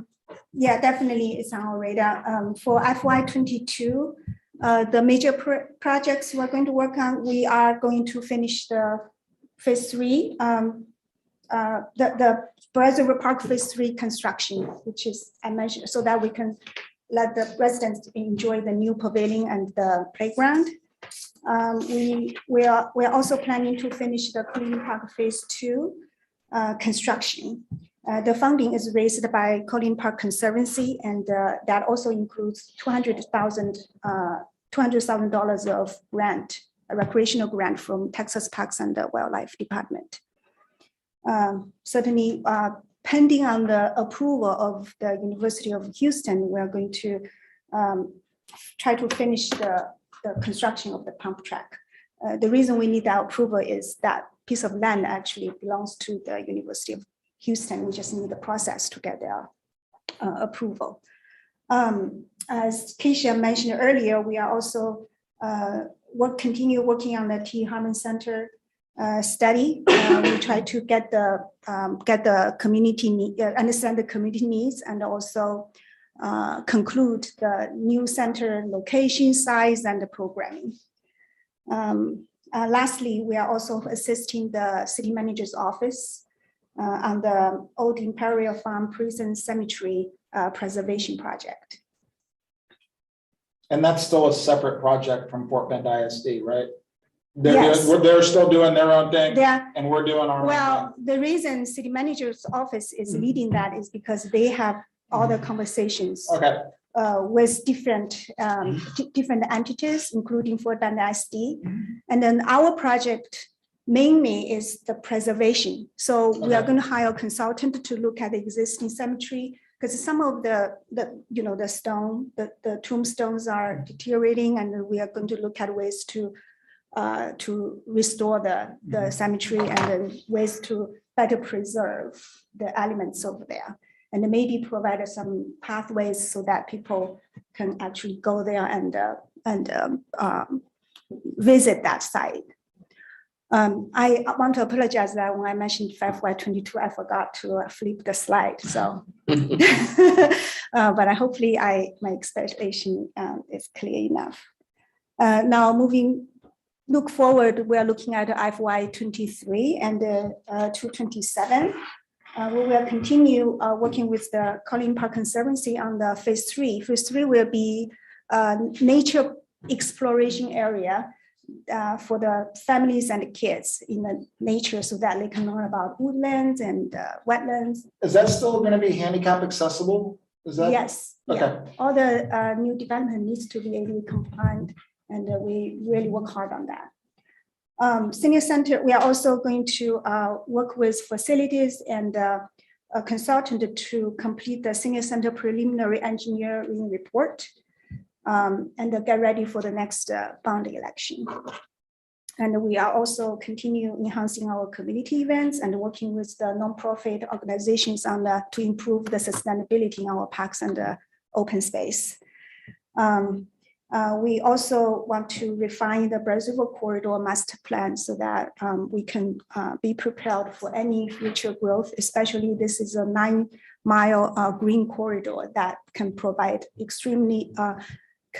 extraordinary outdoor recreation opportunities for the residents and the next generations.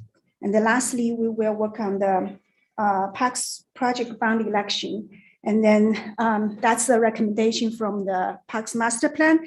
And the bond election should include several parks capital improvements project that will include the Oyster Creek parking lot expansion, 65-acre community park at the Telfer, and then the senior center construction, and then Gunway Lake Park, Imperial Park improvements with 2 more softball fields, etc. So with that, that's my report on the Parks Recreation and the Open Space Master Plan, and I'm ready to take any questions.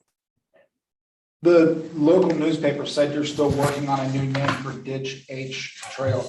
Have you come up with a new name for the Ditch H Trail? I believe Crystal is going to cover that. Okay. Sorry, I didn't mean to steal somebody's thunder. Okay. Used to be Bullhead Slough. Yeah. Parks and Recs questions?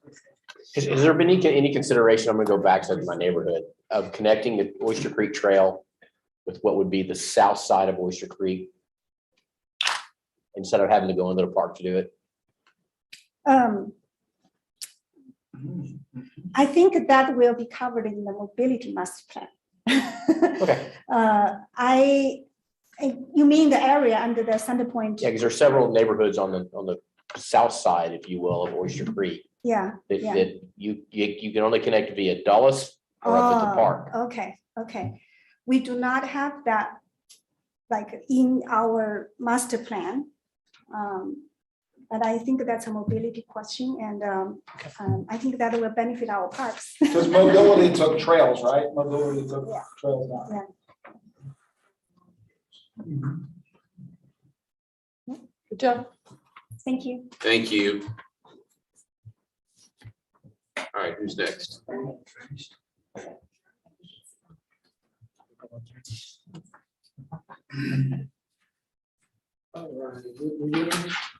First, so my name is Jorge Alba, with the engineering department, senior engineering manager. So I'm going to be talking about drainage, our favorite topic. So in FY 21, some of the major accomplishments, and all of them, but I'm going to kind of list the most important ones. We completed the construction of the flood control improvement for dam number 3 that was to comply with the requirement of TCEQ. So now the dam is safe there and comply with TCEQ requirements. So that's a good thing. Now we pretty much started and we have finished already the design, or we are at probably 30–40% in most of the projects that were in the geobond package for drainage, including Greywood Village drainage improvements that we did we designed the project in less than 7 months. It was already bid. We already selected a contractor and we are starting construction in November. In a couple of weeks, we are going to start construction on that project. Same thing with Telfer drainage improvements, the intersection of New Territory and Chapman Avenue. It's already complete, the design, bid, contractor selected, and I believe we just have to get it approved by City Council. We are scheduled to start construction in December on that one. Not listed there, but also we completed the design for River Bend drainage improvements. We are ready to bid the project, is that correct? In a month, so okay, so that's the project that we completed and ready to bid. Austin Park and Chimney Stone drainage improvements. That is the one that we have to coordinate with Lead 2 because we are connecting to the Ditch A of Foreman County Lead 2. That is about 30% complete right now. We had to go into the PER and review the feasibility, economic and technical of whether we come through Acacia Drive, right there in the heart of Austin Park, or come through Commonwealth. So we are still working with the consultant on that. We probably will have made that decision in about a month or so. And with that, we just go full speed into the design of that one. The idea is to have that complete and ready for construction in June of next year. Avalon, Brazos Landing, Commonwealth, which is the one that is in lead 14. We completed we are at 60% design right now. That one, we are completing both phases of design, phase 1 and phase 2, but we are going to do construction next year and phase 2, phase 1 construction next year and phase 2 the year after. So in terms of what we are expecting them for FY22, in terms of construction projects, right now we are working on the Montclair phase 1. We have the project manager over there. It's going well right now, and we are scheduled to finish in the spring next year. Is that right? Okay. Greywood Villas, I mentioned, we just starting construction in November. That project will go for about 9 months roughly, so we should be finishing at the end of the summer in 2022. Telfer is about the same. That project is scheduled for 9 months. We will start in December, so we'll finish in also at the end of the summer, mid-fall, that project. We are planning to start the construction of phase 1 of Avalon somewhere around June, July next year. And that's the phase 1, which is the drainage improvements on the outfall of lead 14. And River Bend drainage improvements that we will be bidding that project pretty soon. So we'll start construction, I will guess probably January, February. Okay. So you see, we are all those projects that we had in the geobond package, we are already starting construction or we're advancing to design. So the idea is to deliver all those projects before FY23, which brings me to the next slide. So for FY23 to FY27, what we are expecting at that time, once we complete all those projects in the geobond package, we are going to review the master plan, the drainage master plan, and either amendment or update the plan depending on the needs. Part of the reason that the drainage master plan has been kind of a moving target is because after the flood events in 2015, 2016, Harvey in 2017, the May 7 flooding event in 2019, we have been having to add projects to our master plan. So it has been a moving target, literally. So like every year when we get a flooding event and we get a structural flooding, we have to prioritize again all our projects, and then new projects come way up in the priority list, and then we have to reshuffle everything and add more, mostly add more projects to the master plan. So that's what we have been doing since 2015, literally. Also, the citywide flood prevention and drainage study, we were going to start that project last year, but city manager recommended that we waited until we have all these projects already on their execution, either design or construction, to see and reevaluate the needs instead of flooding and flood prevention that are coming. So we are going to start that project early next year. And basically it's to assess where we have drainage needs, kind of put into perspective with all the remaining projects that we are completing. And definitely we have many drainage needs in the city of Sugarland. So we'll have many more projects coming after we finish with this series of projects. Avalon Brazos, Austin Park Shipping Stone Improvement, we'll start construction on that one, the same with Avalon Brazos Landing. And Covington Woods, that is the last project of the nine projects in the Covington Wood areas that is coming in the list. That will be the very last one in the most northwest portion of Covington Woods. So that will complete all the 9 projects that were identified back in 2013 in the master plan for Covington Woods area.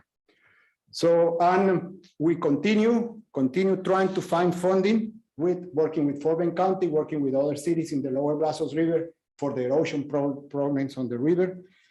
That's a very costly solution to solve all the problems. So we are working on that actively to identify funding and trying to come with the money to solve those issues.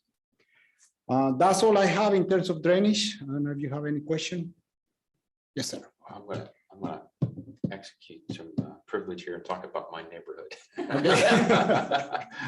Commonwealth, when are you planning to finish the other part of the inlet replacements?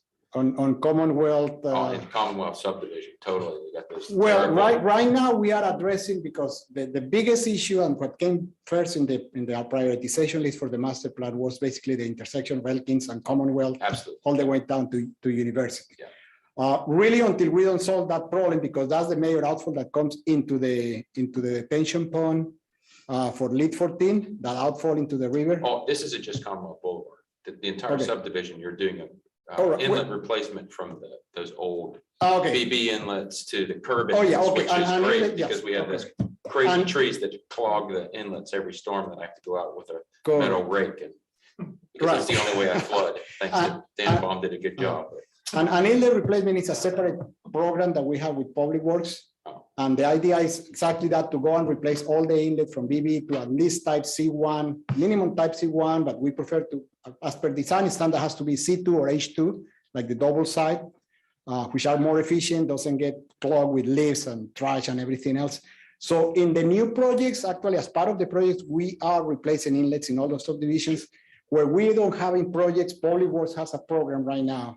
And they also have their priority list that they are going through. So I can find out, because I don't know exactly what they have. But, full 5 CFS. But eventually we will have at least all the inlets in the city replaced for more efficient inlets, because that's one of the issues. Many times neighborhood floods and all that, and it's not capacity of the stormwater lines. It's basically that the inlets get clogged. People park the cars on top of the inlet. We have seen it so many times. I mean, you can't believe what people do with the inlets. It's just those BBs. They are not efficient. The leaves that fall that are planted just clog it. Correct. On the Brazos River erosion, what's the magnitude of funding needed? We need, right now, we are looking for funding for the 3 most critical areas, which are Simonton is one that the river Oxbow is cutting across, which actually will mean that the county will lose about, I believe it's like 7 square miles of county that will go to Austin County. But that's the least of the problem. The problem is that I will completely change the hydrology and the geomorphology of the river. So the river will accelerate velocities and will increase more erosion downstream, like City of Sugarland. And we have 2 sites in City of Sugarland, basically the crossing of 59 at the river, and the other one is by Memorial Park. Those 3 sites are $92 million, where we are requesting, trying to find $92 million to cover those 3 sites.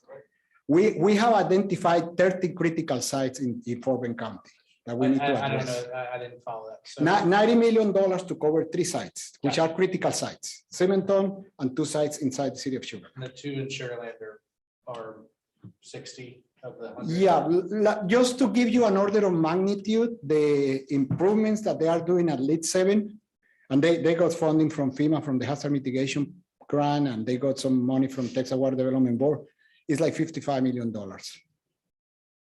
The other sites are not that expensive, but we are using different design methodology that the Corps recommends. They are going like top of the line. But those projects are very expensive. Did you say it was 13 or 30 for Lead 7? overall? No, for all is 90 million. For sorry, 13 sites, 13, 13 sites in Fort Bend County only. Yeah. We are talking probably on top of close to $300 million to cover all the. I know that at least 2 councilmen will bring this up. And so I'll bring it up now. With the new theme of flood maps for flood insurance that are being drawn, I don't see anything in the master plan that tries to understand those maps and to mitigate the impact of the residents of Sugarland. Well, It's because FEMA. I know that. FEMA's playing games with it, but I understand that they're playing games with it. But it's a game we're gonna have to play. Whether we like it or not, we're gonna have to play the stupid game. Well, fortunately for us, and with the updates to the Fort Bend County FEMA maps, it didn't affect us at all. We didn't have any changes in the floodplain map in the city of Sugarland. Half the city is protected by levee, kind of like the southern portion. If you take like Highway 90, everything to the south, roughly, is in an area protected by levee, which is still an X zone protected by levee. FEMA hasn't changed that. Anything to the north, it gravity outfall into Oyster Creek, but majority of the area, developed area, I would say, is not in the flood zone. We only have actually one property in the entire city that is in the AE zone, in the flood zone, in the 100-year flood zone. Yeah, so everybody else is outside of the flood zone, the way the maps are. So I just think that as we have this master plan, and that needs to sit over here as we always are referencing it to make sure that that's compliant and that we're better than that as we go forward, or that we're always looking for. Correct. So what we have been doing to anticipate any changes, as you are saying, in the floodplain, is we adopted the flood prevention ordinance in 2019 that we actually have to just modify, and I explain why. What it does is what the city requires now for development, for new construction or reconstruction or redevelopment, actually is 2 feet above the 500-year FEMA map, okay, or Atlas 14 100-year, but FEMA is not using Atlas 14 right now in their maps anyway. So we are anticipating that areas that may be remapped into a new 100-year FEMA map will already be elevated above that. So we already anticipate. I just want to make sure we're keeping that as. And I was going to mention, our flood prevention ordinance and standard has been way above what the NFIP requires, to the point that because of that, we can participate in the community rating system. We were for years classified as class 7. And again, it didn't make much sense to go for a class 7 to a class 6 or a class 5. The reason we decided to actually, and we modified the ordinance and the flood prevention ordinance, so we can actually request FEMA to be a class 6, and we already did, and seems that we're going to get it, is because now with the new risk rating 2.0 that you probably have heard a lot, which is basically going to bring the flood insurance way up. Now people before that, only people that were in the floodplain could get a relatively good discount on the flood insurance policy. Now with the new risk rating 2.0, people behind levees, protected by levees, or in the floodplain will get 20% discount. Before that was only 5%, and majority of our flood insurance policy were in areas protected by levees, so they were not going to get any discount. Now it makes more sense. So the city decide to go and try to get classified as a class 6. We're going to get it, so that means 20% discount for all our residents that have flood insurance. Thank you. Good luck to you. One more thing for you is I forgot to mention, Montclair Phase 2 is coming up as well. It's not, wasn't sure. as part of the geo bond, and it will come up FY 23. The one that we're doing now, So we're doing we- phase one right now, we split it, it was part of the only geo bond, we split it in 2 phases. So we're delivering all the projects in the geo bond, they are coming within the 5 years that we promised, definitely. If we don't do, we are going to get in serious trouble with the city engineers. All right, so master thoroughfare plan, and I'm covering this for Jim, I mean for Tim. So I hope I will do a good job on this one. So in the accomplishment, we completed the master mobility plan this past year, and we completed the expansion of Highway 6 between Brooks and Lexington. Tisha was very instrumental on that project manager for that one. We finally did it, Tisha. In terms of what is coming in FY22, we'll complete the design of Owens Road, segment 1 of Owens Road that will connect us with the portion that the county is completing north of 90A. And we are planning construction on Soldier Fields. Right now, Soldier Field is finishing the design right now. We are securing right away, and we are trying to obtain the permit from TxDOT. That takes forever. We're working on that one, so we'll start construction in FY23 on that one. Same with University Boulevard from New Territory to Lexington. That one is kind of on hold, pending completion of the Brazos River turnaround issue around the University of Houston. So that may affect how this project is designed. So that kind of a little bit on hold in the design, but we are working on that one right now. And also on the roadway traffic study. So those 2 issues has to be defined before we go and complete that one. And Owens Road, if we finish design in FY22, we are scheduled for construction in the segment 1 in FY23. So that's what I know we have in the master thoroughfare plan. I have a question. I don't know if I know the answer. You might, or maybe someone else does. I'm just curious on, do we know where TxDOT is in their task of extending the bridge north of the Brazos? I know they commissioned a couple of studies with LJA. Okay. I think they are definitely completely abandoning the turnaround. Sure. That's not going to happen anymore, but I don't know when they are going to start that project. But they're I don't know. PER, I mean, do you have any idea where they are in that schematic? Any clue at all? Just curious. They were in PER Well, at the early this year, but I don't know if they are ready to go on schematic design right now. I had a chance to talk to the expert on the guy, the project manager mentioned about 2026. Right, okay.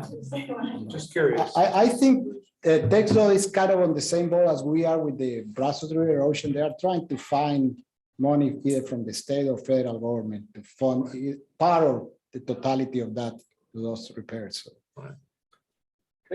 Go back real quick to drainage, because, and this is more of a, this ties into the roads and the lid.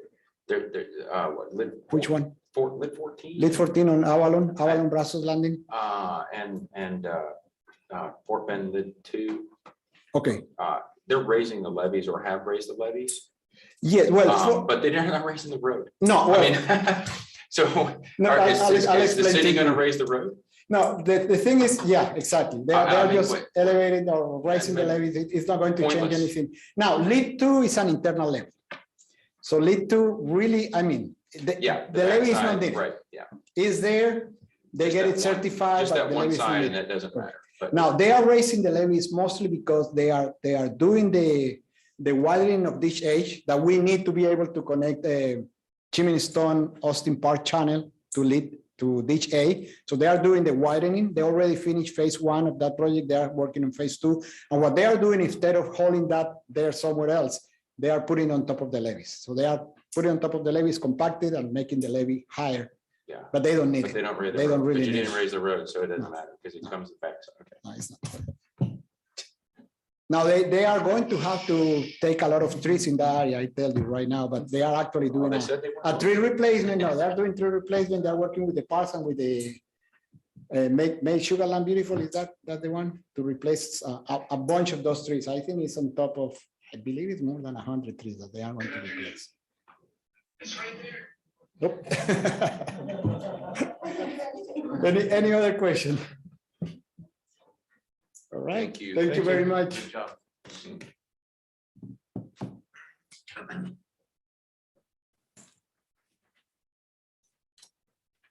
Okay, good evening. I'm Crystal Lestrap, the Transportation and Mobility Analyst, and I will be presenting on pedestrian and bicycle master plan, also the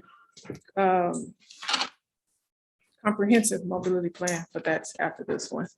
So first off, for the 2021 major accomplishments, we received the 2020 Fort Bend County Parks Bond funding, and that was for First Colony Trail, Ditch H Trail, Ganaway Lakes Area Trails, and New Territory Trail. So First Colony and Ditch H, those both are in design phase. Ganaway Lakes Area Trails and New Territory, they're upcoming. Also, as part of the accomplishments, we completed the Measuring Mobility Connectivity Pilot. So what that is, that was a partnership with HGAC. And it's more of a performance measure for pedestrian and bicycles. You have your level of service for traffic, but this is a level of service for pedestrian and bicycles on sidewalks and trail systems and the roadway. That wrapped up August 2021. We also completed the design for wayfinding signage for trail systems. So what this is this was a pilot also. And right now we're wrapping up design phases for this one. So what we're gonna do is install wayfinding signs on trail systems. But this pilot is only for, if you're familiar with Ditch A22, where Sugar Mills Park is. So we're gonna just put the wayfinding signs there for trail users to find major destinations and find their way around the trails. We're supposed to start construction, I believe, in December, if everything goes right with, because we're pretty much done with design. Any questions on the trails? And for the FY22 major projects, we'll complete the design and initiate construction for Ditch H and First Colony. And for the outlook, we will start construction for this Ditch H and First Colony trails. Okay. You want to grab the other trails with in 22 or 23 to 27? Which one? Oh, no, those, yeah. Those are slated for, I'm not sure when those two are slated, the last two, but they're not upcoming as of now, to my knowledge. Okay.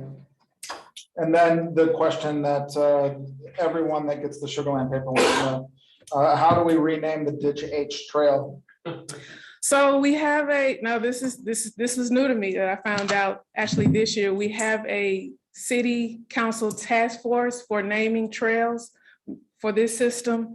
I believe the Parks Board had a meeting on it tonight. Okay. So I don't have the answer for it, but they will come up with the name of the trails. It's not just Ditch H. We have quite a few trail systems that need names. So it's a part of that package. So once they get the names for it, then we move forward with the signage. So I don't know the outcome of that meeting that happened this evening. Put your name on that. I just, the newspaper came the other day and we always read through it with everyone. It's like, oh yeah, look, I've got this meeting on Tuesday. So, and yeah, and there it is. So yeah, this is the community newsletter you get in the mail at the newspaper. Everybody, it's not the Star, it's the other one. Community impact. Yeah, the Impact. Yeah, we'll have an update on that soon, because like I said, they met tonight. So be surprised what the names are gonna be. So that's gonna wrap up the pedestrian and bike master plan. Any questions as I move forward to comprehensive Do you all mobility? do anything that publishes and tells the community about all of these trails? Any kind of mapping or anything that goes out? I don't, mean, other than you happen to know of a trail because in your community, is there anything that's done to promote the trail systems? in we terms do, of I don't know if awareness? anything like It's physically super goes secret. I've out. gotten it before. I've got an It's super older secret? version of it, and it took actually going to one of the meetings for the Parks Department to get it, and someone from the Parks Board gave it. We've to got me. a pretty incredible trail system, and it may be something you want to consider as, publishing it or getting the newspaper to do an article on the extensive. It's a marketing, on it, okay. Just We do have I- a parks and the facility map. Mhm. And then if you tell me your address, I can hand you some maps. And that will include all the parks, their address, their size, and what amenities are in the parks, and the trails that are in the parks. And then, but we don't cover the trails that are outside of our. So yeah, these run along the ditch. That's the ones we cover in mobility, the ones that run along the ditches. Something that I don't see here, I brought it up before, as we both talked about Oyster Creek Trail. And I don't know how this missed, but this missed years ago. When you get to the end of Oyster Creek Trail, and you wind up at Dulles, that trail continues all the way past the YMCA, all the way to Quail Valley. Except that you have to go down Dulles to a stoplight, take your life in your hands, try to cross the street, then come back over to it and get on the other side of the trail. Somewhere we missed with our neighbors to the east to coordinate merging those two trails together. Is there any way we can fix that? Possibly.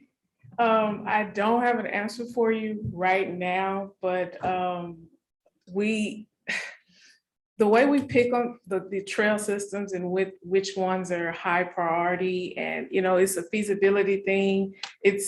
So I can't say standing here that we have the answer for it. I don't know, but I can get back with you on that. Okay. It's good. Okay, so we're gonna turn over to comprehensive mobility plan. With the comprehensive mobility plan in FY21, we started with the major accomplishments, which is also 2020 Fort Bend County Mobility Bond funding for University Owens. This is what Jorge spoke on earlier. And the ITS Railroad Monitoring Notification System. This is just an upgrade and expansion of the equipment for the railroad. This is on Highway 90, of course, and the fiber optic cable installation also on 90 is just a fiber optic upgrade. Also, we completed phase 1 of the mobility master plan for the vision and goals for FY22. Our major project is the second portion of the master mobility plan, part 2, for strategies, metrics, project prioritization, and framework. The outlook for 23 through 27, we have the ITS fiber cable installation. That is, of course, upcoming. And the Brazos River turnaround alternate road on U of H campus, that's also upcoming. Do we have any questions? No. Oh, I'm sorry. Okay, so that wraps up the comprehensive mobility master plan. Thank you. Thank you. Thank you. All right, so I'm gonna wrap us up with the land use plan and then close us out. So in 21, we did some extensive work to wrap up our company town neighborhood community character discussion, which you were involved with implementing the character standards for the Hill neighborhood. That was wrapped up with City Council back in July.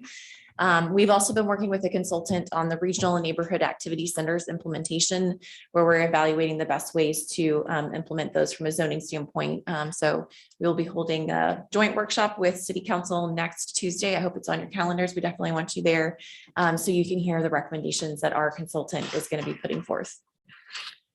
We've also been working on putting together a neighborhood health report, which will help us to kind of track the health of our neighborhoods, looking at things like property values, code violations, rental rates, and things like that, just so we can monitor our neighborhoods and see where we might need to help with reinvestment.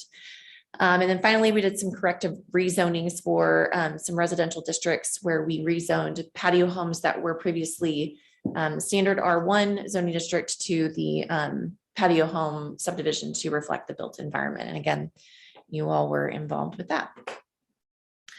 So upcoming this fiscal year, we are continuing the work on the regional neighborhood activity centers implementation.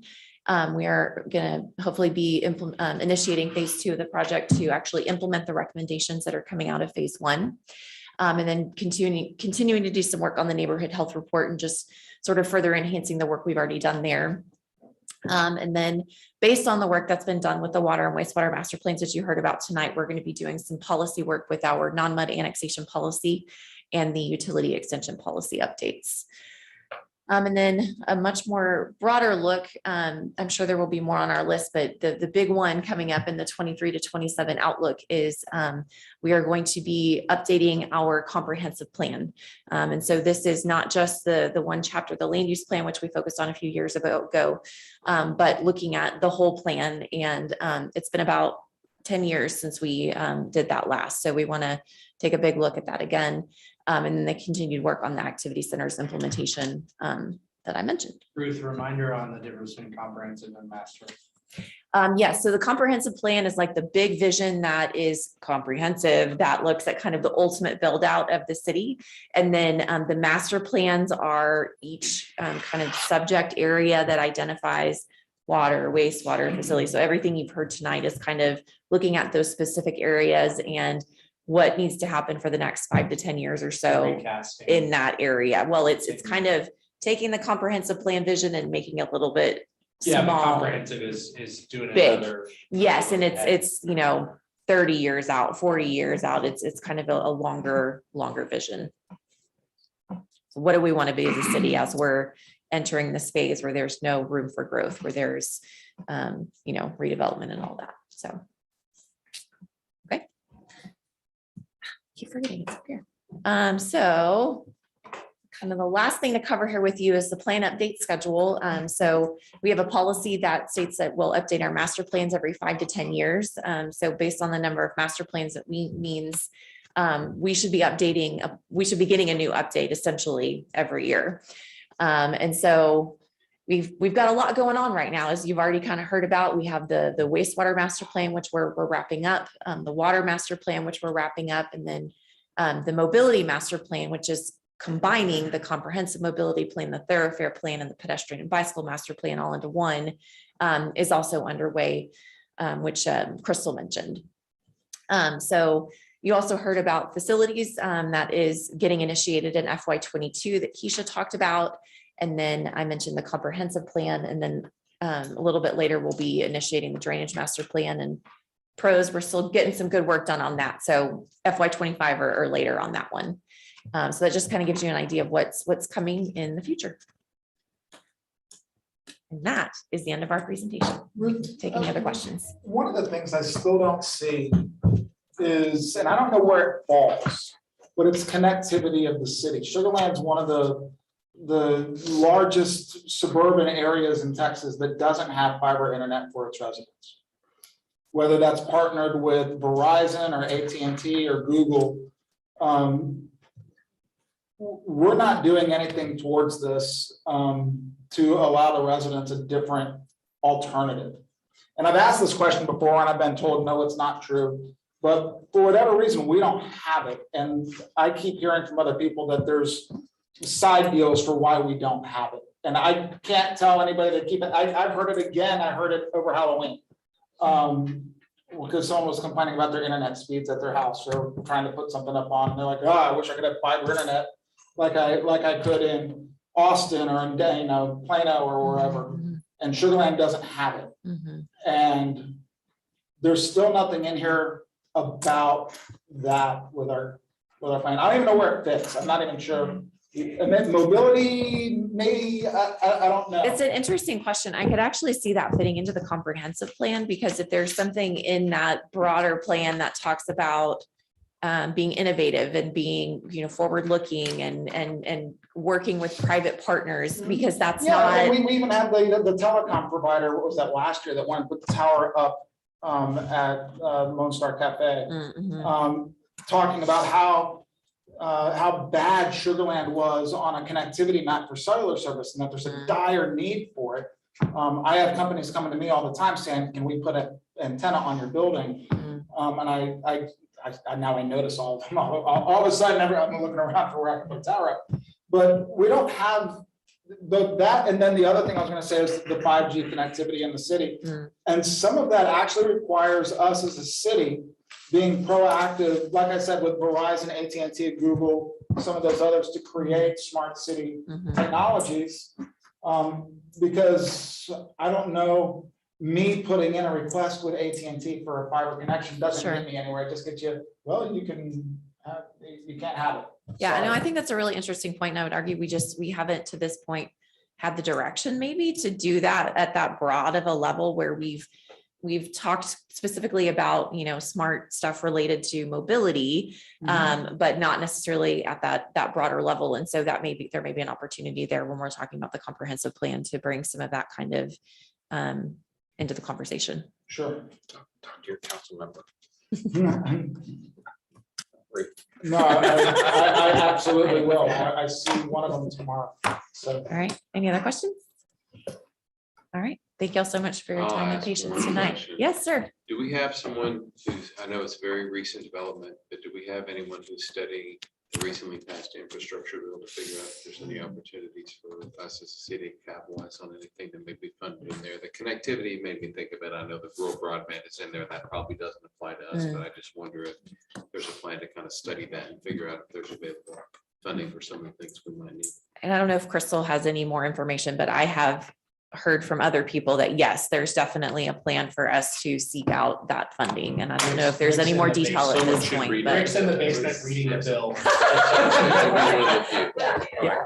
I will say there was some funding talk at our conference about planning. And I would caution us in the city to be careful, because there were attachments to that federal funding that dictate certain zoning conditions.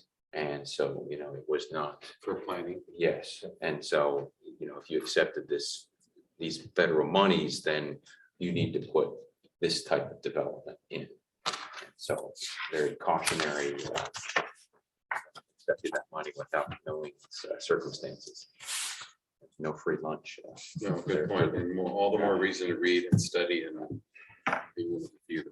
All right, great. Absolutely. All right, thanks very much. I would like to thank everyone from city staff who is here with us tonight.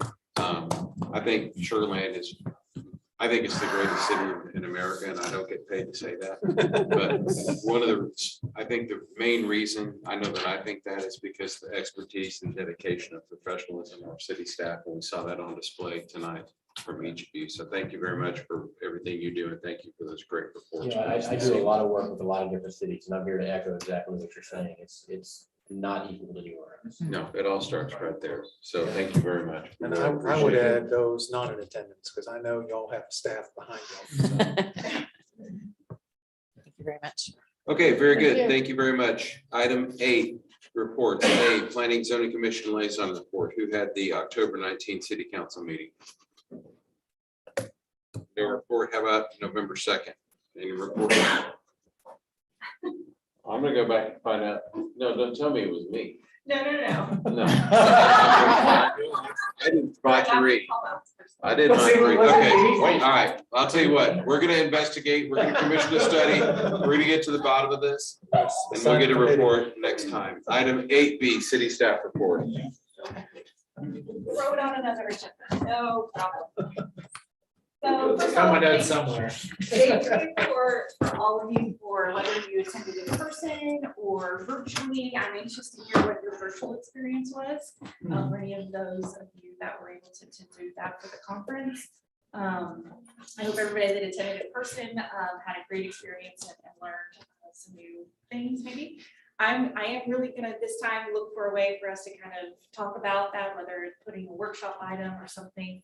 Because I know everybody probably went to different sessions, and so the opportunity to kind of share and information that you learned.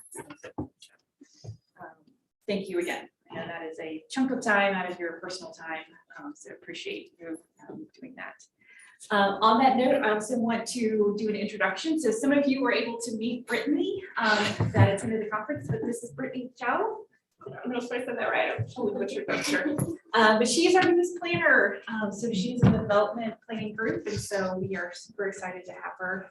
And we'll look for an opportunity to get her up in front of y'all and presenting. That's a P for planner. Yes, that's right. I expect to see all in team sweaters. Yeah, we'll work on that. Everybody get that down. And then just quickly on your look ahead, so Ruth mentioned as a reminder, so we will have, we're moving forward with that joint workshop on the Activity Center Implementation Project. That's next week, November 16th, Tuesday, November 16th. So we'll make sure that that is on your calendar. What time? No. 16th is 2 weeks, isn't it? Ish. So I think we're gonna do No. 6:30. yeah, so that's tentatively what right now we're gonna post the planning and zoning portion of the meeting because city council will be conducting their meeting and we will be, Let's get that answer. sorry, but yes, there's questions What here. date? and Yeah, I don't day have is that. it? It's Tuesday, just- November 16th, What time? 6:30. Next week. So there was a couple of emails that have gone out about it. Y'all all have provided your availability. Oh, that was the I one think where you so. gave 3 choices. And I said, No. That was for another. It's the makeup meeting. oh, that's the makeup. Yeah. Okay, so this is Tuesday. Tuesday, next. November 16th. Okay, 1 week from tonight. okay. Judging by how we missed the, council, might get an extra email next week. Well, I will send you, yes. I feel like I'm bombarded all the time. They're helpful. And then just a quick look ahead, also November 30th is a makeup day for ethics training. If you weren't able to make either of the 2 previous ones, so I'll send out a reminder about that as well if you have not had the pleasure of taking that training yet. Do we do that as a group the other night? No. That was This something is else. different. That was orientation. Yeah, that was, yeah. And then lastly, your next official meeting will be December 14th. So that will be your only meeting in December and. So what about the makeup meeting? Is that- So yeah, we're still working on that. We're probably not, clearly we are not going to do November 30th. We would have had to pull the trigger on the public hearing notice by then. Likewise for December. So we just haven't finalized what date those 2 public hearing items are going to come back to. We're still checking to make sure there's availability on the applicant side as well. But right now, they're looking like 2022. I mean, the first opportunity would be in December or we will be in January. Yeah, because we only have 1 more meeting for the year. So, thank you. Thank you. Motion to adjourn. Got a motion to adjourn. I've got a second. All in favor? We are adjourned. Thank